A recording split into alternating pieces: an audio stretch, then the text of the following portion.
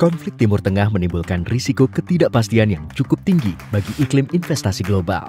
Kondisi ini semakin memburuk di tengah pemangkasan produksi minyak oleh OPEC Plus dan cadangan minyak strategis Amerika Serikat yang berada di level rendah, membuat harga minyak sudah mulai turun ke $80 per barel. Sementara itu, US Treasury 10 tahun Amerika sempat berada pada level tertingginya dalam 16 tahun terakhir. Namun, saat ini turun ke level 4,5%, dampak dari keputusan The Fed menahan suku bunga.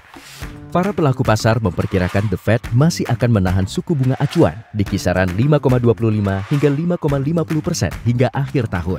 Indeks dolar juga sudah turun dari level tertingginya dalam 11 bulan terakhir dan diproyeksikan akan melandai dampak dari keputusan The Fed. Perekonomian Amerika Serikat tumbuh lebih cepat dari perkiraan pada kuartal ketiga 2023, meningkat ke level 4,9%. Kenaikan ekonomi ini salah satunya didukung oleh kuatnya konsumsi meskipun tingkat suku bunga lebih tinggi. Bank of Japan hingga kini masih mempertahankan suku bunga acuan mereka yang kini ada di minus 0,1%. Suku bunga acuan sebesar itu sudah bertahan sejak 2016. Pasar Eropa masih dalam tahap pemulihan. Begitu juga dengan China yang ekonominya tak sesuai harapan, membuat banyak negara yang merupakan mitra dagang utama makin khawatir.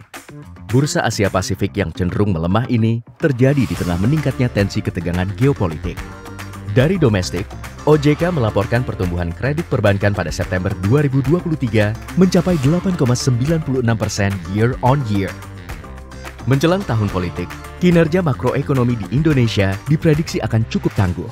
Data menunjukkan bahwa nilai transaksi di pasar modal cenderung meningkat, didorong oleh capital flow yang lebih besar dibandingkan dengan periode lainnya menjelang periode pemilihan umum. Periode pemilu akan mendukung konsumsi domestik, yang sejarahnya cenderung positif untuk pasar ekuitas dengan masuknya investor asing. Anggaran dana pemilu 2024 sebesar Rp76,6 triliun. Hal ini diyakini akan positif terhadap peningkatan perputaran uang, terutama konsumsi di berbagai sektor seperti iklan, makanan dan minuman, transportasi, retail, dan jasa. Lalu, bagaimana dengan pasar keuangan Indonesia?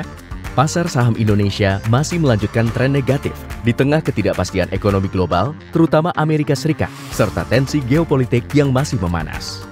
Pasar saham Indonesia melemah 1,34% secara year to date. Data Bank Indonesia menunjukkan asing mencatat outflow di pasar keuangan domestik, baik pasar saham maupun di pasar obligasi.